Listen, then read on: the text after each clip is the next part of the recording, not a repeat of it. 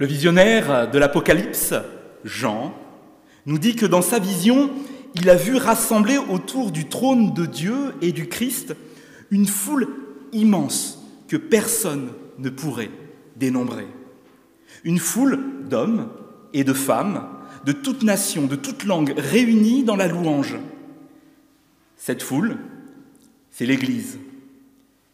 L'Église de tous les temps, l'Église de tous les lieux, c'est ce que nous appelons la communion des saints. Nous faisons partie de cette foule, nous qui sommes ici rassemblés. Dans ce temple avec nous, pour ce moment de culte, sont rassemblés les croyants des temps passés, mais aussi les chrétiens de tout pays, de toute culture, de toute confession qui vivent sur la terre en ce moment. Ceux qui sont réunis en même temps que nous, ceux qui sont privés de culte, ceux qui sont libres, ceux qui sont persécutés, ceux qui sont heureux, ceux qui sont éprouvés. Et par sa prière, son écoute et sa louange, l'Église entraîne toute la création dans sa rencontre avec le Dieu vivant. À nous tous, à ceux qui sont unis dans le même culte, à toute la création, il est dit « La grâce et la paix vous sont données de la part de celui qui est, qui était et qui vient, de la part du Saint-Esprit, de la part de Jésus-Christ, le témoin fidèle, le premier-né d'entre les morts, le prince des rois de la terre. »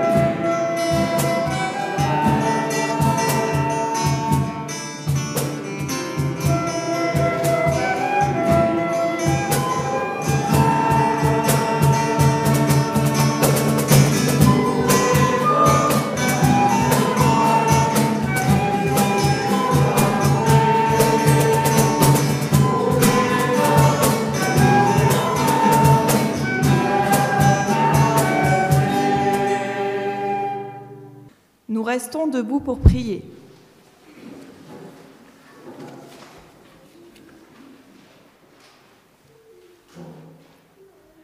Je te remercie, mon Dieu, pour ces murs qui m'accueillent, pour ce toit qui m'abrite, pour cette porte qui s'est ouverte, pour ces fenêtres et leur lumière. Je te remercie pour ce sol qui soutient mes pas, pour le repos qui m'offre ses bancs, pour ceux qui ont construit cette maison. C'est la tienne, c'est donc la nôtre. Et je te remercie plus encore pour ton Église qui m'a recueilli, pour ton Christ qui m'abrite, pour Jésus, porte ouverte de mes prisons, lumière sur mon chemin et soutien de ma vie. En lui j'ai le repos et la joie. En lui je demeure, maintenant et toujours. Amen. Nous chantons le cantique « Merci Seigneur ».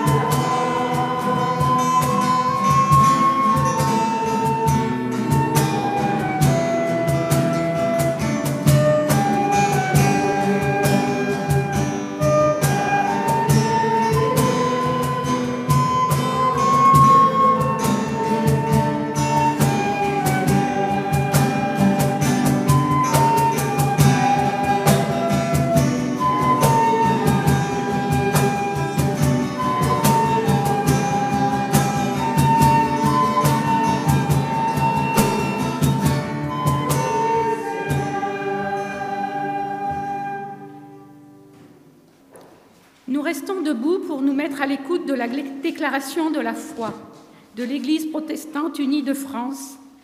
En Jésus de Nazareth, Dieu révèle son amour pour l'humanité et le monde.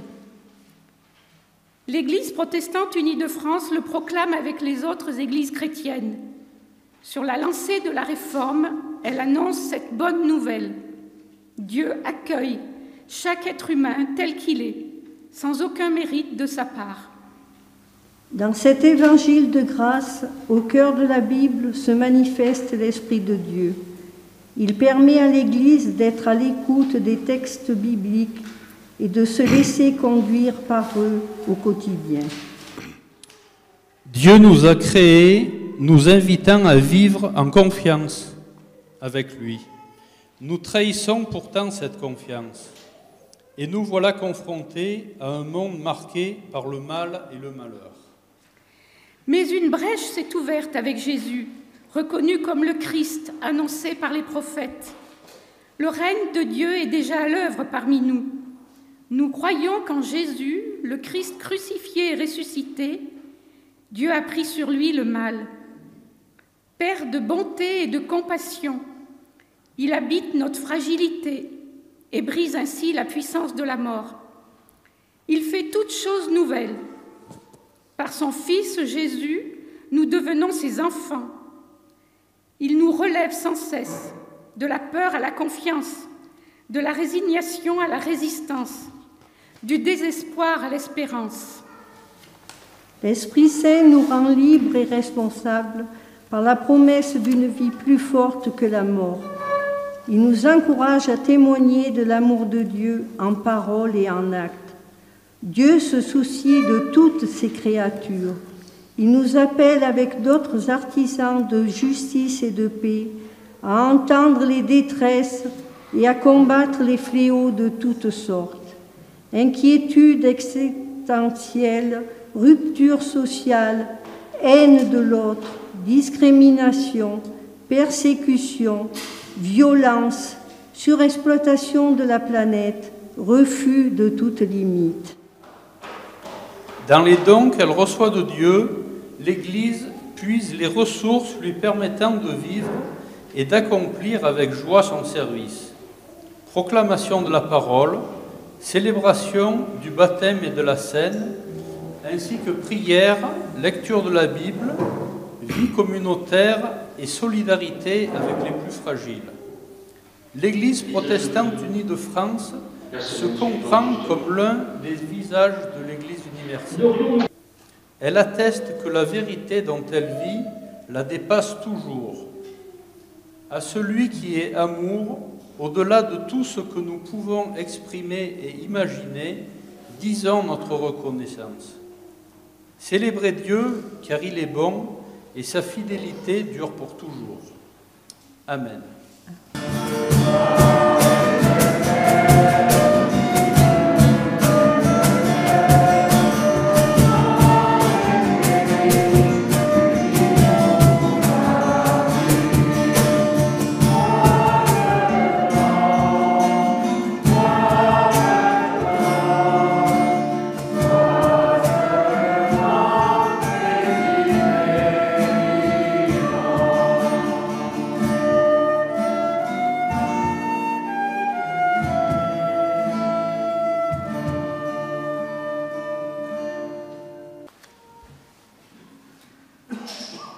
Je vous invite à la prière.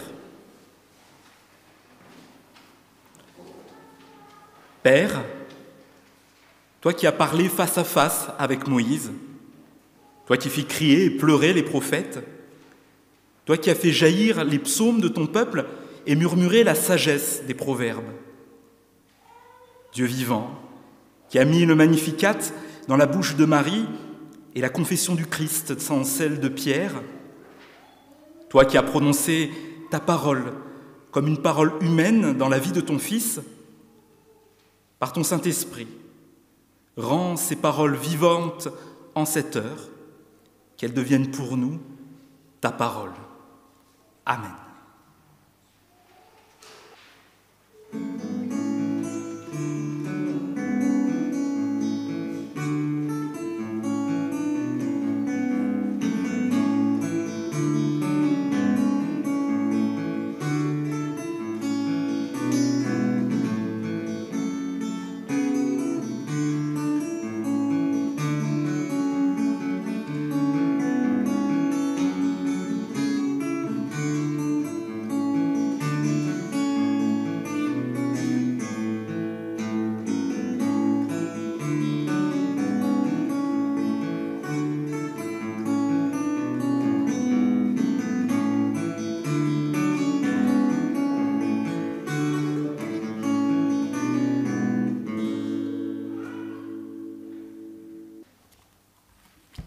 Je vous invite pour ce jour à écouter un texte qui se situe dans le livre des Actes, au chapitre 13.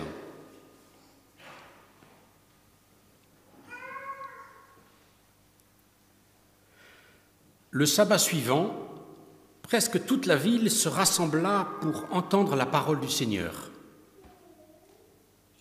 Voyant les foules, les Juifs furent remplis d'une passion jalouse. Ils contredisaient Paul avec des calomnies. Paul et Barnabé leur dirent alors avec assurance : « Il était nécessaire que la parole de Dieu vous soit dite à vous d'abord. Mais puisque vous la repoussez et que vous ne vous jugez pas digne de la vie éternelle, nous nous tournons vers les non-juifs. Car le Seigneur nous a donné cet ordre : j'ai fait de toi la lumière des nations pour porter le salut jusqu'aux extrémités de la terre. » En entendant cela, les non-juifs se réjouissaient. Ils glorifiaient la parole du Seigneur, et tous ceux qui étaient destinés à la vie éternelle devinrent croyants. La parole du Seigneur se répandait dans tout le pays. Mais les Juifs excitèrent les adoratrices de haut rang et les notables de la ville. Ils déclenchèrent une persécution contre Paul et Barnabé et les chassèrent de leur territoire. Ceux-ci secouèrent contre eux la poussière de leurs pieds et se rendirent à Iconium. Les disciples, quant à eux, étaient remplis de joie et d'Esprit Saint.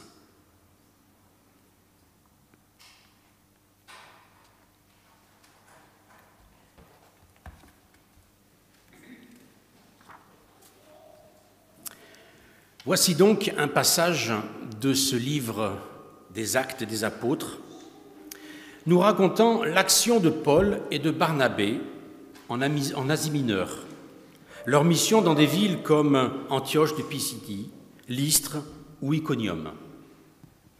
Ce récit entend faire œuvre historique en rapportant précisément les paroles des uns et des autres, l'enchaînement des actions, les résultats de la mission.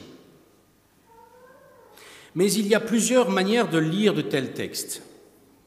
En suivant la chronologie, pour retracer les parcours et les inscrire sur une carte, cela a été fait.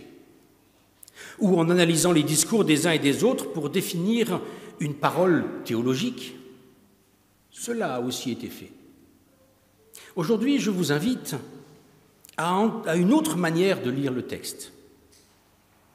Nous allons nous déplacer dans les divers groupes que compose cet épisode raconté par Luc.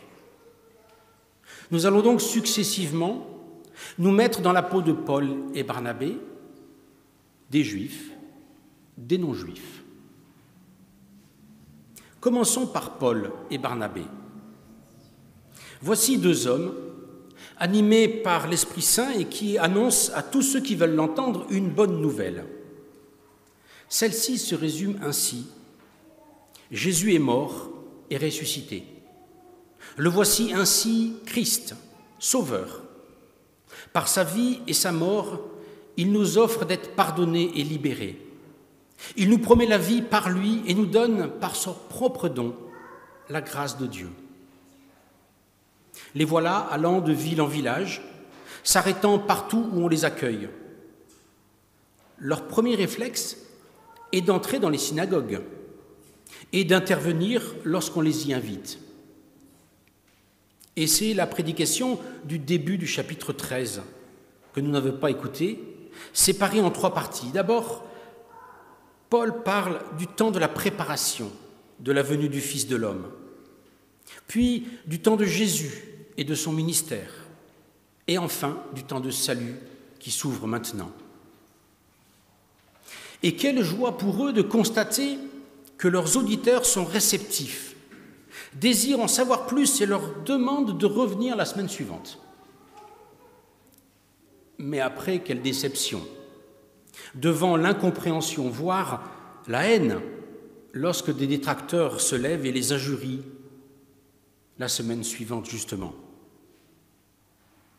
N'aurions-nous pas fait comme ces deux-là, déconfits par ces réactions? Voici ce qu'ils vont dire. Il était nécessaire que la parole de Dieu vous soit dite à vous d'abord. Mais puisque vous la repoussez et que vous ne vous jugez pas digne de la vie éternelle, nous nous tournons vers les non-juifs. Voici la justification de l'orientation de la mission vers les non-juifs et l'accomplissement de la parole de Jésus au tout début du livre des Actes, quand il dit « Vous serez mes témoins jusqu'aux confins de la terre ». Les difficultés rencontrées par les premières communautés chrétiennes, en particulier avec le monde juif, d'où les premiers chrétiens sont issus, eh bien cela a dû être un choc pour chacun et pour tous. C'est comme si ton propre frère te rejetait, si ta famille ne te connaissait plus. J'ai fait de toi la lumière des nations pour porter le salut jusqu'aux extrémités de la terre. Ce texte d'Ésaïe est apparu alors comme un appel à aller plus loin, à dépasser ses propres frontières et à annoncer jusqu'au bout du monde le Christ ressuscité. Voici un des moteurs de la mission, telle qu'elle fut conçue pendant longtemps. Mais aujourd'hui, qu'en est-il de notre annonce de l'Évangile ? Nous avons des beaux temples, mais sont-ils remplis ? Quel moteur nous pousse ? Quel désir nous lève ?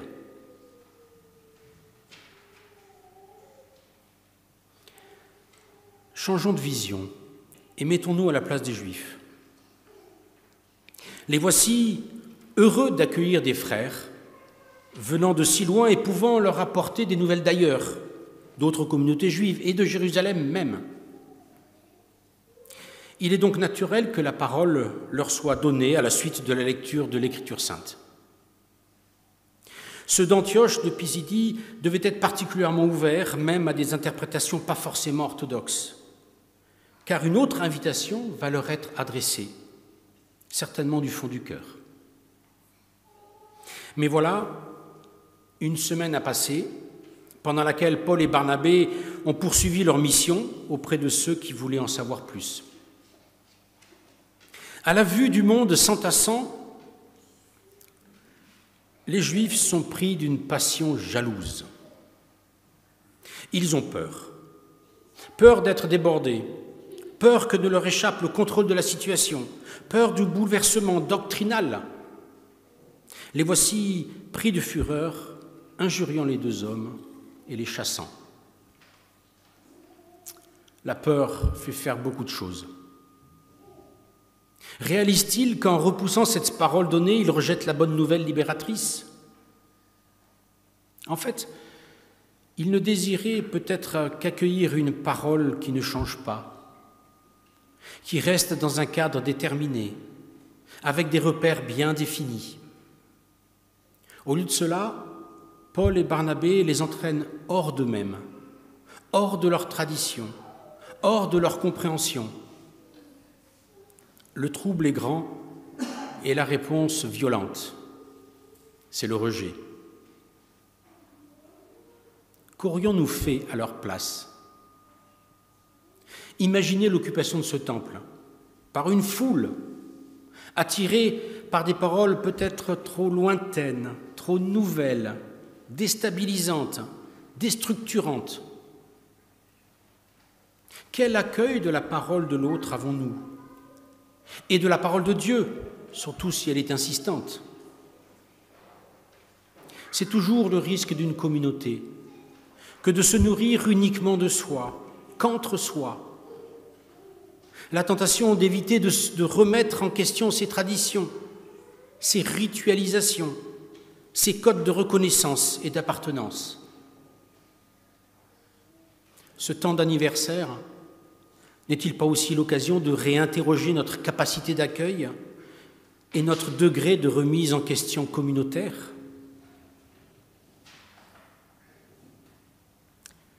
Et pourtant, la parole est entendue, car elle ne dépend pas de nous. Et j'en arrive à notre troisième changement d'optique. Soyons des non-juifs. Ailleurs, on les appelle aussi des prosélytes. Les prosélytes d'autres traductions parlent de craignant Dieu, désigne ceux qui, non juifs par naissance, suivaient néanmoins les préceptes de la Torah. Croyants de seconde zone, ils trouvaient cependant dans cette religion matière à nourrir leur propre vie spirituelle et leur désir de servir Dieu et de répondre à son appel. Et ce sont ceux qui vont accueillir le plus ouvertement Paul et Barnabé, parce que cette voie nouvelle les fait pleinement devenir enfants de Dieu. Le témoignage entendu est vraiment une bonne nouvelle. Plus aucune condition n'est imposée pour recevoir la grâce de Dieu. Plus de différence existe entre les uns et les autres. La seule condition est de croire en Jésus-Christ, croire en sa mort et sa résurrection pour chacun, croire en une libération totale des liens destructeurs, dans la vie comme dans la mort. Pas étonnant donc que ceux-ci furent séduits par la parole prononcée, parce que enfin, elle leur était personnellement adressée. Comme aujourd'hui, avec celles et ceux qui découvrent une parole vivante pour leur propre vie, qui voient s'ouvrir devant eux la joie d'une libération personnelle, qui expérimentent la force d'une confiance mise en Jésus-Christ et vécue dans l'Esprit. C'est valable pour ceux qui parcourent un chemin de conversion. Ce devrait être valable pour nous tous donc, car nous sommes tous appelés à redécouvrir cette parole vivante, cette joie de la libération, cette force vécue dans l'Esprit. Ce texte, outre le fait qu'il soit l'énoncé de la prise de conscience de l'universalité du message évangélique, nous renvoie aujourd'hui à nos propres choix dans l'accueil ou le refus de l'autre et de sa parole. Sommes-nous des annonciateurs de la bonne nouvelle? Sommes-nous de ceux qui découvrent chaque jour les hauts faits de Dieu, qui s'émerveillent de cette parole annoncée et entendue et la reçoivent joyeusement? Sommes-nous de ceux qui renoncent à ou repoussent une parole qui se donne, et ce pour diverses raisons, enfermement personnel, certitude, peur d'être mis à nu, déplacé, déstabilisé? Peut-être sommes-nous un peu les trois à la fois. Pour moi, je veux retenir alors ce que Paul et Barnabé disent au verset 43. Restez attachés à la grâce de Dieu. Cette demande de maintenir le lien m'engage à conserver vivante l'assurance de l'amour gracieux de Dieu, manifesté en Jésus, Christ et Sauveur. Amen.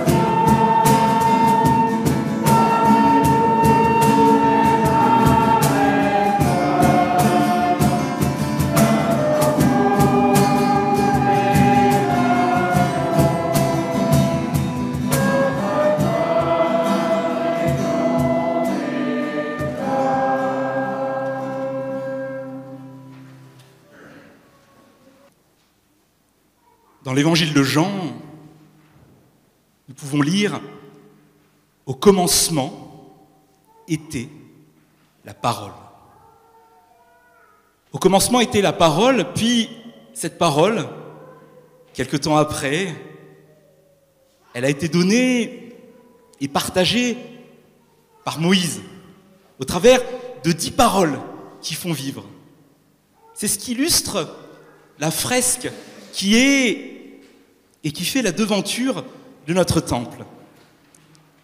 Et puis, sur cette fresque, il y a aussi Jésus, le Christ, qui, au travers d'autres paroles, lui-même, la parole, est venu nous dire « heureux ».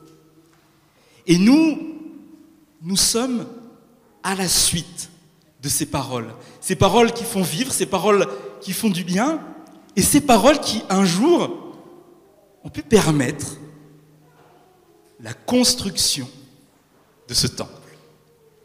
Aussi, maintenant, sur cette table de communion, se trouve une maquette de ce temple. Une maquette qui a été construite à l'occasion des 20 ans anniversaires. Et sur cette maquette, justement, il y a des paroles partagées, vécues, échangées. Tout le long du mois de janvier de cette année 2020, nous avons fait des visites successives dans les foyers de notre paroisse. Et nous leur avons dit, est-ce que vous pouvez écrire des paroles qui vous ont touché, des paroles qui vous font vivre, des paroles qui ont un lien avec ce que nous pouvons vivre dans ce lieu de prière. Et les paroissiens et paroissiennes se sont mis à l'œuvre et ils ont écrit. Alors, voilà. Tout est là et il y a beaucoup de mots. Bienveillance. Nous mettons notre espoir en Dieu. Confie à Dieu ta route. Shalom, etc. Je ne vais pas tout lire, mais simplement que vous puissiez sentir, ce qui fait la joie et le bonheur de se rassembler ici, dans ce temple. Nous allons maintenant, ensemble, écouter d'autres paroles qui vont venir se déposer, elles aussi, sur ce temple, ce petit temple, parce que si on voulait tous y rentrer dedans, ça serait compliqué. Sur ce temple, encore d'autres paroles partagées et échangées. Et puis, plus tard, aujourd'hui ou les autres dimanches, puisque nous laisserons à disposition ce temple, vous remarquerez qu'il y a encore des cases vides. Et là, vous vous dites, oh, mais pourquoi il y a des cases vides? Ça veut dire qu'on n'était pas assez pour pouvoir écrire, on aurait dû tout remplir. Non, justement, ne pas tout remplir. Pas tout de suite, en tout cas. Parce que ces cases vides, elles signifient simplement la place que l'on fait à d'autres paroles que nous pourrons échanger, partager dans l'avenir. Ces paroles, je vais inviter successivement les personnes représentant la communauté, les personnes représentant aussi ce qui a permis, et celles et ceux qui ont été à l'ouvrage pour que cette bâtisse puisse nous accueillir aujourd'hui. Des personnes aussi qui sont les plus petits de nos frères, de nos sœurs. Parce qu'il y a une mélodie qui me fait toujours plaisir et qui me ravit dans ce temple. Écoutez-la. C'est la mélodie des petits enfants. C'est une belle et heureuse mélodie. Pourquoi? Parce qu'elle redit simplement toute l'espérance, tout l'avenir qui est devant nous. Et elle nous renvoie aussi à nos responsabilités, celle de prendre soin de ce qui est tout petit, parce que ça a vocation à grandir. Et de génération en génération, pour les siècles des siècles, c'est ce que nous prions, eh bien, nous partageons avec joie cette foi qui nous anime. Alors, j'appellerai en première, pour partager les paroles, la présidente du conseil presbytéral de l'Église réformée, membre de l'Église protestante unie de Porte-les-Valences, Evelyne Auriol.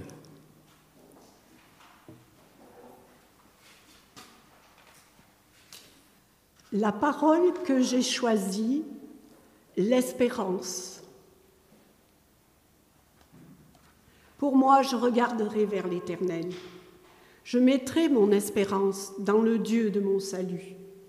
Mon Dieu m'exaucera. C'est dans Michée 7, verset 7. Depuis 20 ans, ils ont passé si vite. Mais chantons et bénissons notre Dieu en toutes choses reçues, et celle à venir est que de notre esprit jamais ne s'efface le souvenir de ses bienfaits. Oui, il continuera à agir en son temps. En attendant, restons dans l'amour, la joie, la paix, la confiance et son esprit.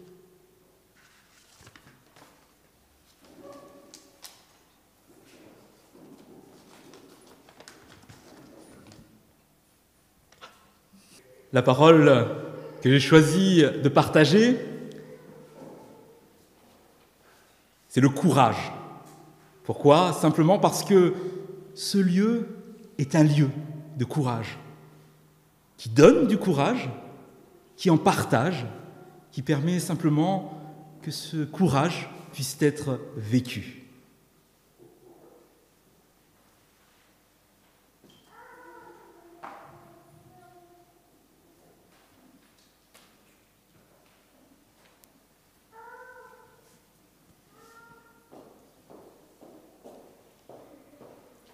C'est maintenant Claude Co, ancienne pasteur ici, de cette communauté, qui va prendre la parole.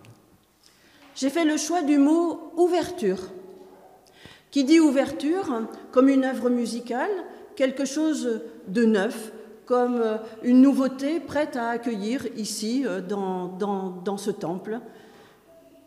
Une ouverture aussi pour chacun de nous, pour être ouvert, attentif à l'inattendu de Dieu comme un cadeau pour l'avenir. Puis qui dit ouverture dit aussi parfois une porte. Et quand je dis porte, je pense à Jésus qui a dit « Je suis la porte ». Une porte pour entrer, pour sortir, être à l'intérieur de ce temple, pour maison de prière, pour être au plus près de Dieu et au plus près des frères et sœurs, et sortir pour être cette fois-ci au plus près de nos contemporains et les servir avec les forces qui nous sont données. Chaque fois que j'entre ou que je sors, Jésus est là, il est la porte, il est là pour nous accompagner dedans et dehors, et il nous bénit.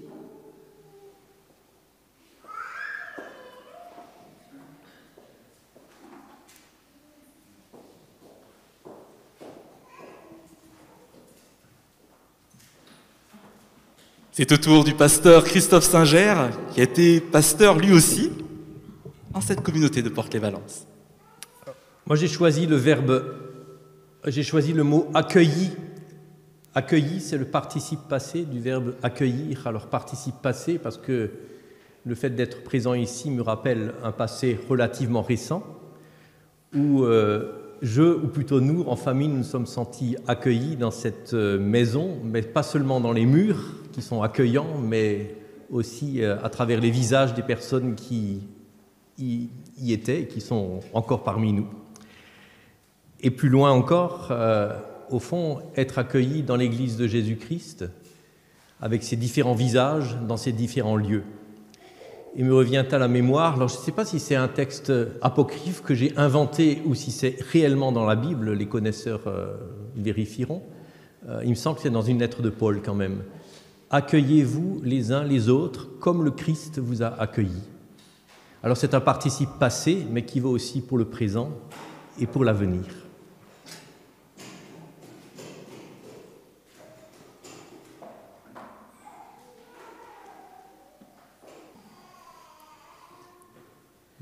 Capucine, d'être avec nous. Alors, tu vas te mettre juste ici. Attends, je vais te mettre le micro. J'ai choisi le mot famille parce que c'est important pour moi et c'est important pour ma famille. Merci Capucine. Viens voir, tu vas le mettre ici.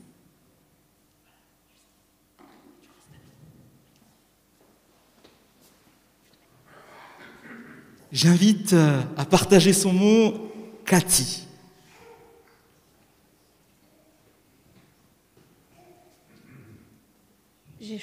J'ai choisi d'écrire le bonheur.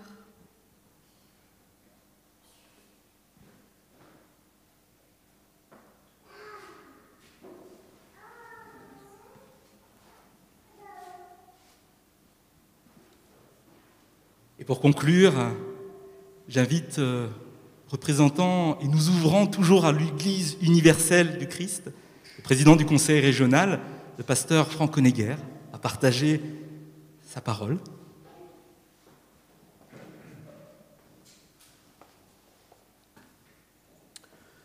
Alors moi, j'ai choisi le mot « lien ». Le lien en référence à cette exhortation de Paul et Barnabé, « Restez attachés à la grâce de Dieu ». Mais le lien, c'est aussi autre chose. C'est aussi notre communion. C'est aussi la solidarité entre les églises. Et cela se manifeste par le partage de nos soucis et de nos joies communes, par la prière les uns pour les autres et la prière des églises les unes pour les autres.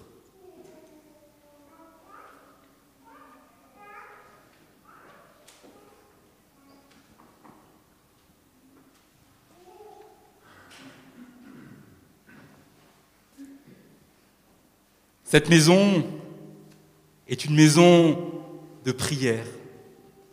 Aussi, prenons maintenant ce temps de la prière. Nous prions pour le monde et pour nous-mêmes. Seigneur Dieu, Père très bon, c'est avec confiance et fondé sur les promesses de Jésus-Christ que nous t'adressons nos prières. En ce jour, nous te rendons grâce pour la réalité de l'Église qui est ton corps. Nous te bénissons pour la vocation que tu nous adresses, être tes témoins, ici, parmi nos proches et parmi celles et ceux que tu nous donnes de rencontrer dans le monde. Que notre joie soit de te suivre et de te servir. Nous te louons pour ce temple, pour que cette maison de prière soit un lieu convivial, d'accueil, d'écoute et de ressourcement pour tous, adultes, jeunes et enfants. Seigneur, nous sommes ici, heureux d'habiter ta maison, heureux de nous confier en toi. Aussi, Seigneur, dans ta bonté, nous te présentons tous les lieux d'église où ta parole est annoncée, célébrée, vécue, afin que ceux qui assurent ce service soient revêtus de ton esprit de force, de sagesse et d'humilité. Que ceux qui se réclament de toi soient porteurs de ta vie et de ton amour pour le monde. Nous déposons devant toi le poids des souffrances humaines, les difficultés et les rivalités des nations, les plaintes des peuples victimes de la guerre, les pleurs de ceux qui ont tout perdu dans les violentes intempéries. Nous te prions pour ceux qui sont découragés, ceux qui ne savent plus vers qui se tourner. Nous déposons la souffrance des malades et des soignants en ce temps sanitaire compliqué.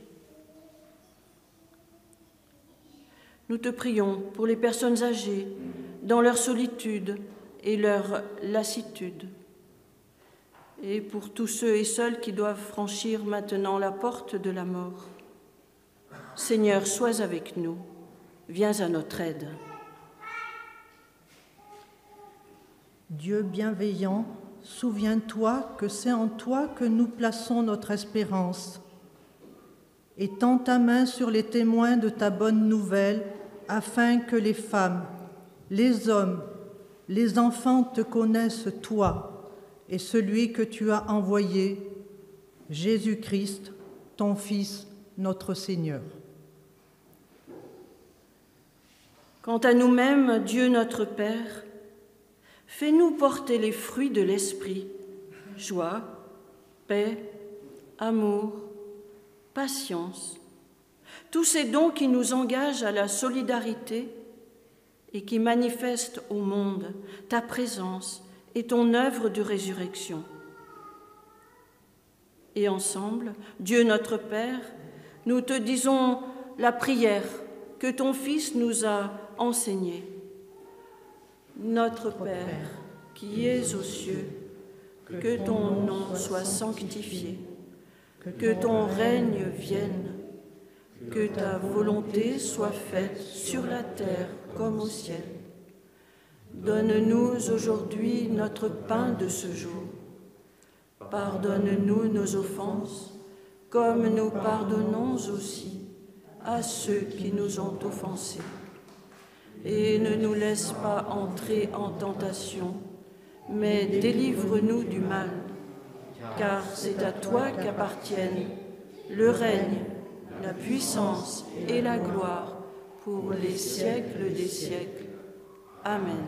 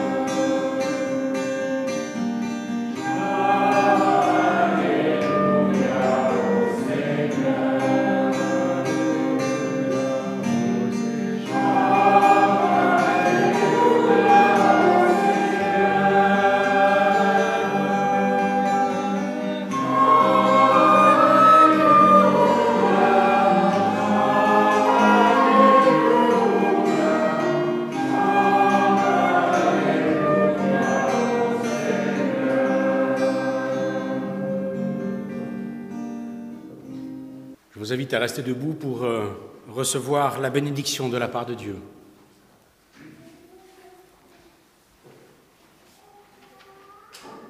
Que le vent dans vos cheveux vous apporte le bruit de la vie. Que vos pieds laissent dans la poussière des traces d'espérance. Que vos mains se tendent comme des portes qui s'ouvrent. Que vos bouches transmettent ce qu'il vous a été donné de recevoir. Que vos oreilles accueillent ce que les mots ne disent qu'à demi. Que dans l'obscurité, vous entendiez battre le cœur de l'autre. Et que le Seigneur vous bénisse et vous garde. Qu'il fasse rayonner sur vous son regard et vous donne la grâce. Que le Seigneur tourne son visage vers vous et vous donne la paix. Amen.